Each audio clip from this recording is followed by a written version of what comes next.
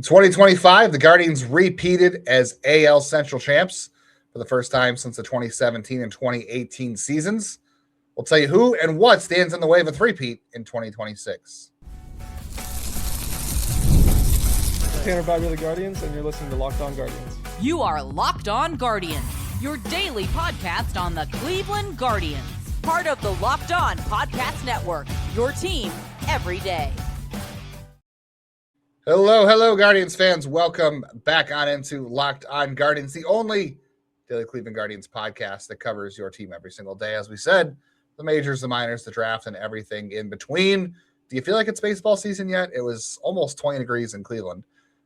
But pitchers and catchers are in Arizona, and hitters will join them next week. So we'll have a lot to talk about in the meantime. So we appreciate you being here, getting ready for the season with us, even though it doesn't feel like baseball season, and even though we've all endured what has been a miserable off season. But we're going to talk about where the Guardians stand in the division in today's episode. I'm Justin Lada, one of your two co-hosts. If you're new here, been here for 4 years now. We're heading into my fourth year with my friend and co-host Jeff Ellis. And I'm coming up on my 19th year covering the Guardians minor league system as a prospect writer and editor. As you mentioned, I'm Jeff Ellis. I've been here since Locked On expanded into baseball. Before that, I was a national writer at Scouting 24/7, focused on prospects in the draft. I want to thank you for making today's episode your first listen today and every day, wherever it is you get podcasts, as well as a big shout out to all of our everydayers, insiders, and just, again, people who are taking the time to download and listen every single day during the off season. That's been slow, let's be honest. So thank you. We appreciate all of you. Yeah, I mean, I will say, as someone who enjoys baseball, whether it's Cleveland baseball or spring training baseball, World Baseball Classic, I'm always looking for a way to talk about, my favorite team, or even, I listen to Ohio State podcasts in the offseason because I love Ohio State football. So even when nothing's happening, I still enjoy talking baseball. And the closer we get to hopefully what looks like spring weather, it'll feel nicer. But it's always good to just talk baseball. So everybody who maybe has been here for the whole ride this offseason of nothing happening, hasn't really been a roller coaster. It's been a broken down ride, I guess. We're going to try to get into some more interesting stuff. And if you're coming back after the winter thaw, we've got a lot to go through. So today's show, the Guardians are back-to-back division champs, as I stated, but the only regular they lose heading into 2026 is Jacob Junis. Despite that, we'll talk about why they are not favorites to repeat in the division this year. We'll talk about if the Tigers are the biggest threat as favorites in the division, or if the Royals are actually better than the Guardians based on projections and over-unders say they are. And then we'll kind of try to stack up how the rotation looks next to the rest of the division, the bullpen, the lineup, and the depth, because, that's always important as well. So I think it's fair. I don't think anybody's going to debate this. This is not really a hot take, but the Guardians don't deserve to be division considered favorites in 2026, despite the fact they're coming off of back-to-back division titles. And like I said, Jacob Junis is really the only regular that's not coming back from last year. Like, you could say, like, oh, well, there's Lane Thomas and, other people, but like Lane Thomas played like a handful of games for them last year. He'd be, it'd be great if he played more games. They might have been better, but like Jacob Junis is the only guy that was a regular contributor to this team a year ago that's not coming back. Like Colby Allard, I guess, was a regular contributor. He's back on a minor league deal, and there's no Ortiz and Clase, obviously, but they were not good last year with Clase, and not that was all his fault. And then, the rotation was just fine in September. It led him back to the division title without Luis Ortiz. So there's nobody that's not coming back that wasn't part of the division title run. But, despite that, divisions are not won and lost in the winter. They're also not won in April. They can be lost, but despite that, like, I don't see any reason to sit here and say the Guardians should be favorites despite the fact of all that. Yeah, it's a hard situation to sit back and say they're going to be favorites because they had very obvious flaws. We know this. We're accepting of this. We understand that those issues were there, and they just weren't good enough in terms of what they've done this offseason. Now, I'll keep going back to what I've said throughout this whole thing, which is, in fairness, their best chance to land an impact player was through internal promotion. Like, and Austin Hayes or Rob Refschneider are great, but they only play 25% of the time. Your best hope is Chase DeLauter, and somehow, got the Wolverine titanium surgery this past offseason. Or adamantium. I'm sorry. Don't comment below. I know. I didn't know. But it's counting on that. It's Cape is continuing to show his moments of leveling up. It's Valera is going to be the guy who, at one point in time, was one of Dan Zabrowski's top 10 prospects in baseball based on his production in the minors. Like, they need one to two of these guys to have that season, and that was always their best chance. So I understand why they didn't maybe feel the need to press as much as you and I would have liked and others, but they still needed to make some upgrades. And I mean, it's a team that honestly, like, if they kept Carlos Santana, they probably get out of the first round of the postseason, because then they don't have the Noel error at first after Fry got hurt. Like, it's like it's really how small that margin of error was. It was Rodriguez and Noel's errors, or else they probably win game one and they take game two, and then it's over. And they probably lose the next round anyways. But like, it is a team that had Detroit very much on the ropes, and then shot themselves in the foot throughout with some questionable decisions. You can go back and listen to all those episodes if you want to hear us rehash that. But other teams did things directly to try to improve themselves, and in those cases, I will say it's because they didn't have the internal options that Cleveland does. But at the same time, it does feel like they needed to do. The bullpen's great. Like, they did need to focus on that. You and I were very focused on the bullpen as well. But the problem when you dive into free agency, you're buying floor, not ceiling. When you are a small market team, because you can't afford to buy a ceiling. The problem with all these young players is you're betting on floor, or you're betting on ceiling and hoping for floor. There's no guarantee of floor, whereas opposed to when you get that vet who does it every year, when you get, the guy who is 2 to 3 years where they've always been consistent, that gives you more security. I mean, the Guardians wanted to add floor. Their plan going into the offseason was to hopefully add floor. Like, we've talked ad nauseum at this point about the Ref Snyders, the Austin Hayes, a Bader, whatever else. Like, their idea was to add floor. They just weren't able to do it, whether, as those guys wanted to go to the West Coast or wanted more playing time. They wanted to bring Lane Thomas back, and he thought it was a better choice for him to go to Kansas City, which, hard to blame him for that too. This team really did need supplemental pieces. You needed that fail safe with DeLauter and I don't want to see Nolan Jones and Jonathan Rodriguez getting regular at bats for this team. The Tigers, like, obviously the Tigers are the biggest favorite. They were the favorites to win the division before they signed Framber Valdez.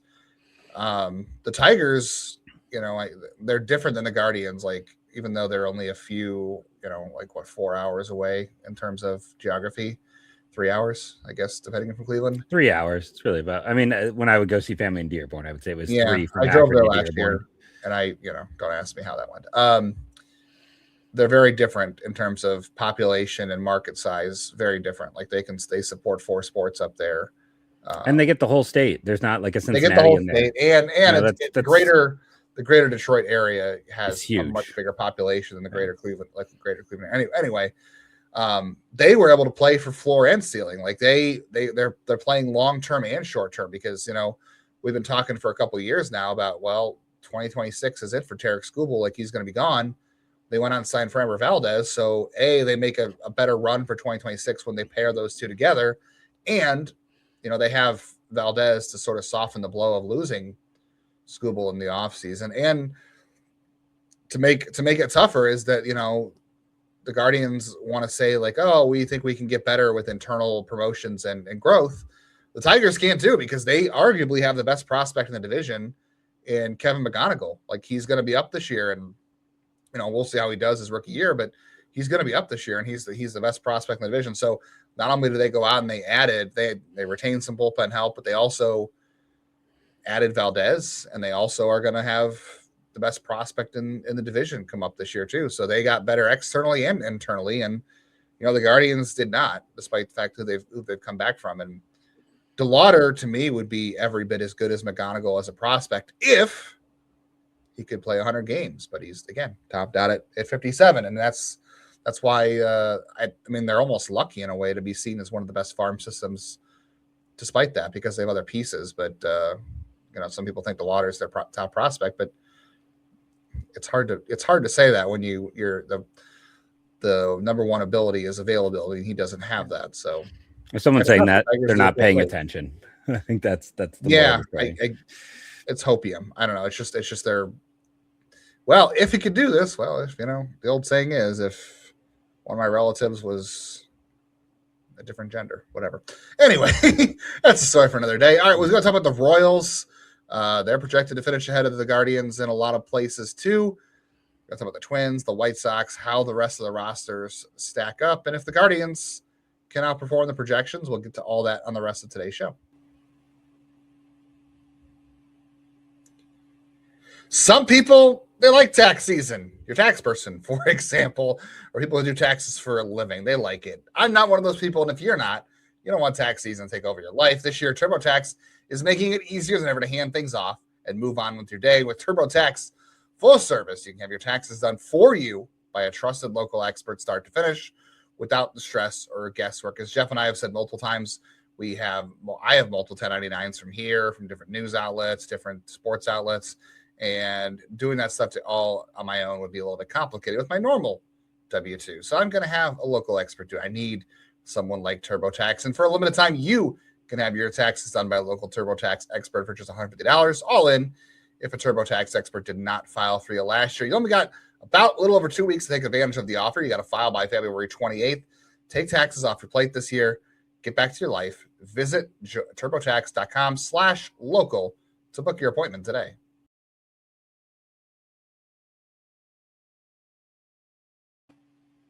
Hey, the conversation about Cleveland Guardians baseball doesn't have to end at the end of the podcast. If you are interested in continuing the conversation with us and the rest of the hosts at Locked On, whether it's baseball, if you want to talk more about the Cavs host, you want to talk about the Browns, Ohio State, you want to get a feel for the rest of the league too, that we're doing today for the AL Central, you can check that over out on a members-only Discord, which is part of the Everydayer Club. Take up your fandom level, go ad-free. You get Locked On Guardians with no interruptions and the Discord for $5 a month or $50 a year. Go to lockedonguardians.supercast.com or check the link in the show notes to learn more about that. So, obviously we covered the Tigers a little bit, and there's no reason they shouldn't be the favorite. I'm trying to think. The Guardians probably haven't been the favorite in the AL Central since 2018? Like 22 and 24, they weren't favorites, right? I can't recall, but I feel like they might have been. I don't know. Were they in maybe 24? I don't. Well, you know what? They might have been the favorites in 23 because they had 22, and then they brought in Zunino and Bell, and people actually thought that would be good. Yeah. Well, it's and after they won the division, it's like there was a lot of faith in some players stepping up, and some of the young guys like Rocchio was supposed to have made his impact and things like that, and.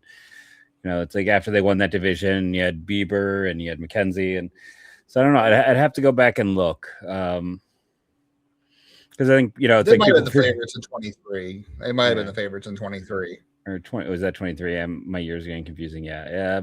But it's they expectantly won in 22, and then they added. Yeah. Okay. They had Bobby. So 23 was here, I was thinking. Yeah. But, yeah.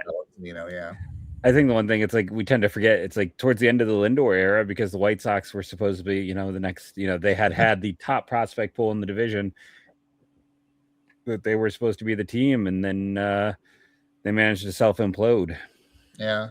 Cleveland won 93 games in 2019 and didn't make the playoffs, which was they actually they did that.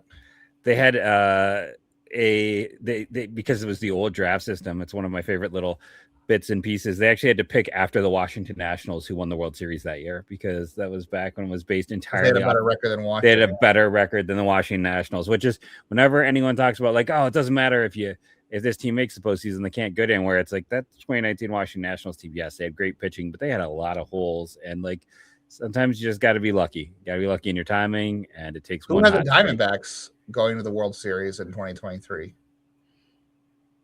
I think most people didn't even have the Blue Jays going this year against the Dodgers, if we're being honest. Well, we thought the Blue Jays, everybody on that team was on borrowed time. So, but it was even just like they had kind of remember that, just like the Texas Rangers, the year they made it, like the Blue Jays had kind of collapsed a little down the stretch, and it was like there's like where they're going to maybe lose the division to the Yankees. So it's all about when you get hot. That's essentially what it In comes down theory. to. I mean, you have to have enough depth to survive all that, I think, is the big thing, because it's such a long season, and you want to reduce the random variance as much as you can. The more good players you have that are healthy, or the depth you have, is going to Which is why the 1 year Cleveland win so far was when like 60% of their pitching staff was hurt. Like, again, true. Like, I mean, their bullpen depth got them as far as they possibly could. So a lot of the projection systems, if you look at the over-unders on FanDuel and Fangraphs, also have the Royals only at a 500 team. I mean, they only have the Tigers winning 86 games, which I think is interesting, because I do think the Tigers are legitimately a good team. They were good last year, and they're going to be arguably better this year, I think, especially when McGonigle comes up. And they added Framber Valdez, who by far is the third best pitcher in the division, second, fourth. Yeah, I don't know. We'll talk about that in a little bit. But the Royals are getting a little bump over the Guardians in terms of projections and odds and all that kind of stuff. Do we really think the Royals? I mean, granted, I'm looking at it right now on Fangraphs, and they've got the Royals winning 81 and the Guardians winning 75. So it's a 6-game difference, which is not a lot, to be honest. But how much better do we think the Royals really are than Cleveland? Like, I'm looking at the lineup. Their top four, arguably very good. Like, Michael Garcia is underrated. We think Jose Ramirez is underrated. I think he's got his due. Bobby Witt's a superstar. I love Vinnie Pasquantino on social media and on the field.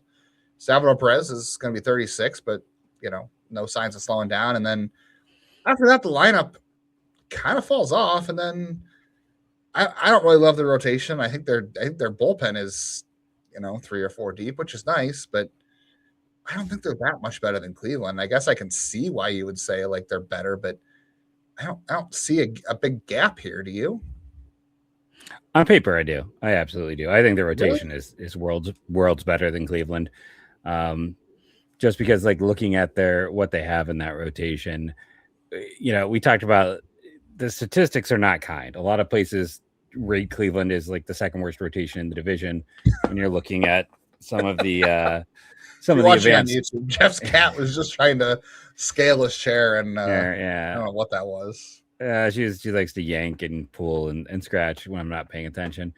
But like Raggins is, when he's healthy, he's fantastic. Lugo, he's probably older. I don't know if he's going to get back to where he was. Chris Bubic was utterly fantastic a year ago. Most underrated player in the whole division, in my opinion, because most people don't even know he is good.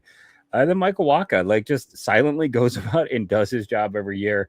I was looking over the last 3 years in terms of WAR amongst pitchers. He's in the top 30.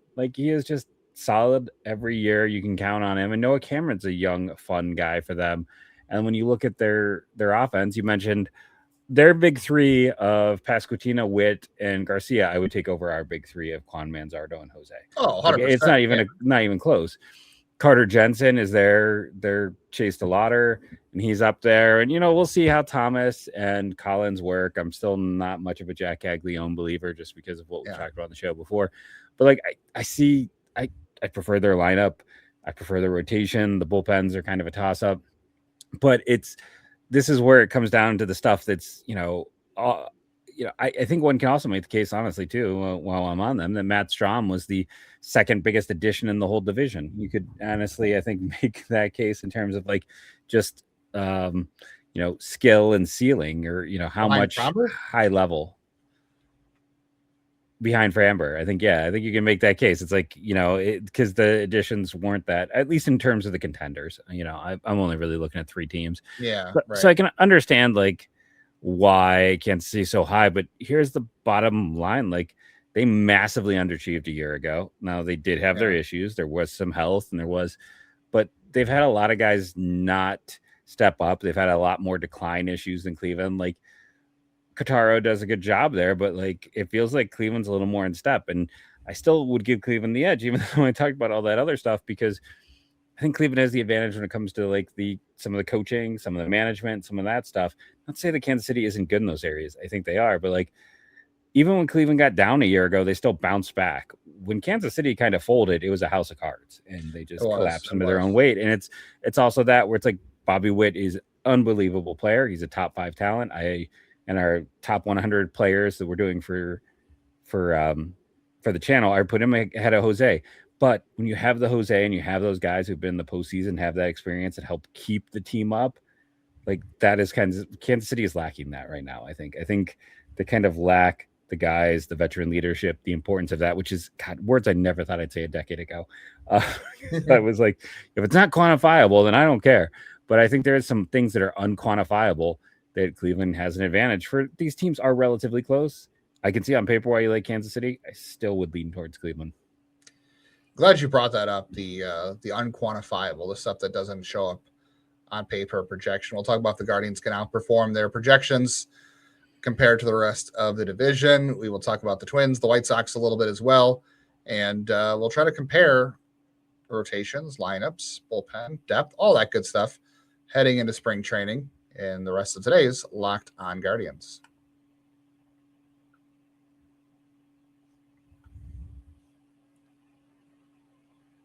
If you tuned into Monday's episode at the end, if you didn't make it this far too, we talked about the rumor that Ben Lively might be talking to the Guardians about coming back. Hasn't happened yet, but there's interest on both sides.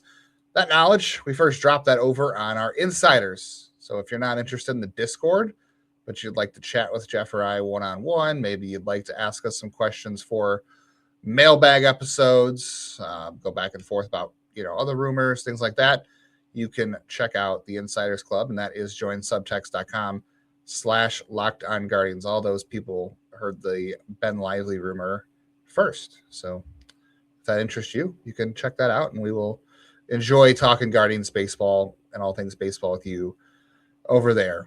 This is what I think about the Royals, Jeff. Now, I Caglione, we'll see. I don't think Jonathan India is any good. I think you and I both agree that he's never lived up to what people keep thinking for him. They did add Isaac Collins, and I guess there's pieces of that profile. We keep talking about this unique contact, no chase, squared up, whatever these line drives that can work. Lots of line drives. But I think the Brewers sold high on Collins because they don't believe that he can do it again. Kyle Isabel to me is not. I mean, right now it's projected that Lane Thomas will platoon with Isbell, which is hilarious because that's what he would have done in Cleveland. But maybe he was promised otherwise. I don't know. The 6, 7, 8, 9 in that lineup doesn't really impress me. Jensen, yeah, whatever. We're like 2 or 3 months past that at this point. Not at my school, unfortunately. Not the age group you teach. Yeah, like Carter Jensen, we'll see what happens too. But the lineup to me outside of the top half still has a lot of questions. Yeah, Cole Reagans is good. Like Seth Lugo took a step back last year, I think. Bubich and Walker were solid, and Cameron, like you're right, is exciting. I don't think they have a lot of depth in the rotation. Like who comes up if someone gets hurt? I don't think they have the depth to handle that. The bullpen's fine. I would say this. I think the Guardians have a higher Kolek ceiling. was in that rotation and was pretty good for them last year. Stephen Kolek, remember how they got him in the deal for Freddie Fermin? Yeah, there's Ryan Berger. Yeah, and Ryan Berger. Like they got multiple guys that they can kind of. I don't think it's great depth, but my feeling on the Royals is this: I think their floor is higher than Cleveland, but I think Cleveland's ceiling is higher. Does that seem fair? I think it's the opposite. You think Cleveland's got a higher floor? Yes, and a lower ceiling. All right, because with their pitching staff, like if Lugo bounces back, if Reagans, can stay healthy, if Bubich takes another step forward, all of a sudden like they've got a three-headed monster there. You got the steady Waka, you got some other stuff. If somehow Jack can turn into, a Jorge Soler type or one of those guys you were discussing off air, where it's Jack is all chase, so it's the opposite. I don't know. Yeah. There's not a comp. That's why we weren't high on him. I don't have anyone that he can turn into, but if he can find a way to be closer to average, I mean, they had the worst. Everyone complains about Cleveland's offensive production last year in the outfield. And even Kwan wasn't great in the outfield. It was just average. Like Cleveland was terrible in the outfield. Kansas City was worse. So there's easy pathways for them to level up. Fair enough. Yeah. A lot of people have talked about the White Sox are doing stuff. They added Murakami and Austin Hayes, and they got Sir Anthony Dominguez and the Jordan Hicks thing. We'll see what happens there. But they made moves this offseason. They're still trying to get back to a team that looks like they could play 500 ball. So I'm not worried about the White Sox. I think there's a good chance the White Sox are still going to lose 90 games. So they had a good offseason and all, but I think the best case scenario for them is they trade Austin Hayes, and they trade Eric Fetty for the second time. They trade Anthony Kay. They trade Sir Anthony Dominguez. Like, maybe they'll be more watchable this year, but like, I'm not really sitting here looking at the White Sox and being like, all right, like maybe they'll be a little bit tougher to play. Let me see what the record for Cleveland was against them last year, but like they'll be a little bit more difficult this year, but like they're still not a threat to me in terms of holding you back in the division. Well, remember they were better against them last year than they were the year they were truly. Yeah, Cleveland was 11-2. Yeah, they were really good against them last year. The year they were putrid, they struggled. That's hard to do. Yeah, I would never count on repeating 11-2. But like the year that the White Sox were terrible was the one year they like struggled against them. So it's just kind of the humor of it, I guess. On the other side, it's like the only time. So yeah, I just going back 2 years ago. If you can win 9 games against them. I mean, I love what they're doing. I think it's absolutely the right point. Approach is just like, okay, we're going to take a bunch of guys, and if Murakami falls into the the bin of what he looks like compared to players of similar profiles, then you're out in 2 years and you don't have to worry about it. Jordan Hicks, you already got one prospect for him. If you can turn him around, you'll flip him for another one. If you can't, then you play out the string and you're fine. Like, it's a smart approach. Like, it come the deadline. Now, they don't like to trade in division, so Cleveland isn't going to be one, but it's going to be like the picked over section at, the end of a night at a garage sale. That's what it's going to look like in Chicago. Like, all offers. I would argue, I know you like the Royals rotation. If I'm being honest, I think the best top 3 in the division is out. I think the best top 3, I guess, is the Tigers. Yeah, I think the second best top 3 in the division is the Twins. I like Pablo Lopez. I love Joe Ryan. Bailey Ober had a bit of a down year last year. It was a struggle last year, and you know me. I love Ober, but it was not a good year. No, it was not a good year. But that top 3 is still really good. So, like, I still think they're really going to be really tough, too. Like, the Twins, maybe we're writing them off. Their lineup might be a little goofy. Like, will Buxton stay healthy, and Josh Bell, which half is going to be his good half this year, and the rest of the lineup's just kind of messy, like Royce Lewis, and maybe Walker Jenkins gets up this year or not. Like, the top 3 in the rotation, really good. The bullpen's going to be in shambles. I think the Cleveland is definitely going to finish ahead of them. I see the projections showing Twins at 79 wins, Cleveland at 75. I think Cleveland's better than Twins. I just do. Like, there's still a lot of messiness in the Twins, and they might trade more guys. They might trade Joe Ryan still. You know what I mean? If they're out of it, they might get a good offer finally. If they're allowed to, we'll have to see. That's like that. Then that's the other thing too. That might be why Derek Falvey got it's like sorry. Yeah, there's just there is just the whole weird situation with what is going on right now with them, and who knows what's going to be allowed or what's going to go on in terms of that front office and that situation, and who they're going to be allowed to move on from and who they're not going to be allowed to move on from. Yeah, that could be. The other thing too, like we talk about projections and all that kind of stuff. Like, there are things on paper that Cleveland, or off paper, that Cleveland does excel at. Like, they do find a way to get the most out of guys somehow. Maybe they'll care about defense, like you keep talking about. Maybe that's the route they go. There is always the wild card of Bazana when he comes up, could be really good. The projection systems aren't sure about Gavin Williams finish. We talked about that yesterday, repeating 2025 or at least September. The projection systems are going to be down on Tanner Bybee because of an inconsistent year at best last year. Nobody knows what to do with Slade Cecconi because the data doesn't support what he did last year, and it's a lot of ifs on paper. Like, that's why I think the ceiling is there, because like there's a lot of ifs there, and I don't know how many ifs have to be, goes right, but the bullpen I feel like is there. I feel like they have enough depth too. Like we talked yesterday, I think starting pitching depth is good. I think the bullpen depth is good. That can carry you a long way, because like that's the biggest thing is like which team has the most depth to survive to September. Like, you have to get to the trade deadline within contention enough to like add stuff or not tear your team down, make a small addition. Cleveland did Cleveland add anybody? I don't think they added anybody, right? They didn't trade for anybody. No, it was a pretty quiet deadline. I mean, I can't think. It was just the sell-off pieces. It was trading Bieber and things. Yeah. Because they didn't trade Quan. That's right. They would have traded Clase, but they didn't add anything with the major league team in September or after July. I mean, so And honestly, like if things go well for them this year, like I know, Chris Anthony was like, well, we will have the resources to add at the deadline if we need to. If things go right for them in 2026, like they'd be in a position where they would just want to add what they did in the offseason, like, the Hayeses or the Ref Snyders or whatever it is. Like that's the position they would be in by July. Like if it all goes right, you have someone in right field. DeLauter plays, Kafis, Bazzana, like, the bullpen is healthy, whatever. Like it's a supplemental bat. That's if everything goes right, that's the position they would be in. So I don't think they're the third best team in the division personally, but I know you said the Royals are really good. I think the depth is there. I really do. Like the Tigers, like I said before, the Tigers with McGonigle coming up is going to be really scary because their lineup's already pretty good. I know they had their downfall in August, obviously, but Gleyber Torres is solid. Kerry Carpenter is scary. Riley Green is good. Torkelson has figured things out. They've still got platoon guys that work for them.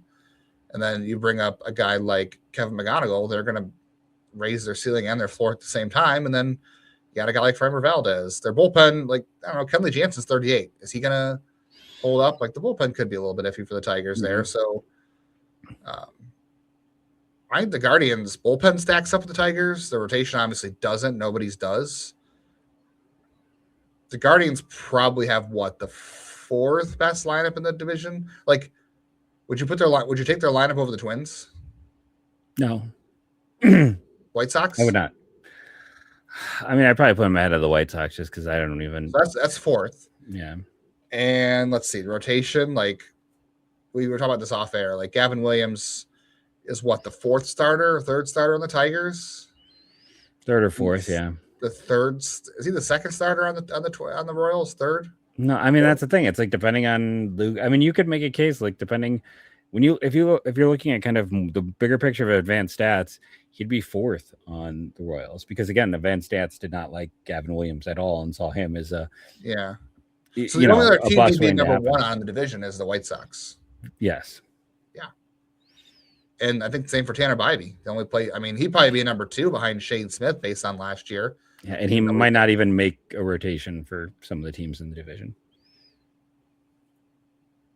I mean, yeah, I do like Reese Olson quite a bit. Yeah. I don't know. I would take him over Noah Cameron personally.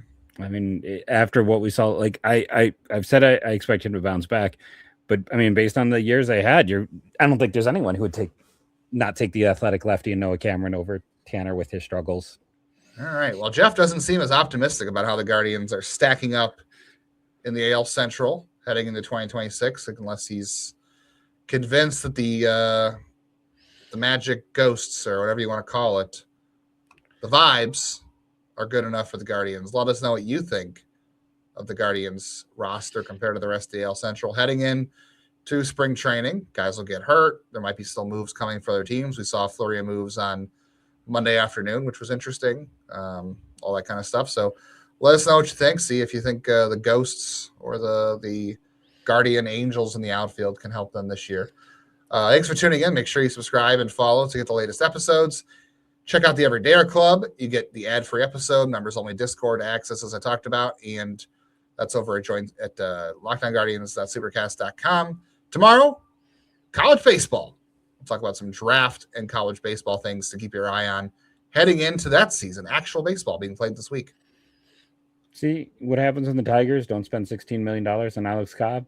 They have the money for Framber Valdez instead. Did you know Alex Cobb made $16 million last year? Thank you all for joining us. To do that. And go Guardians, go.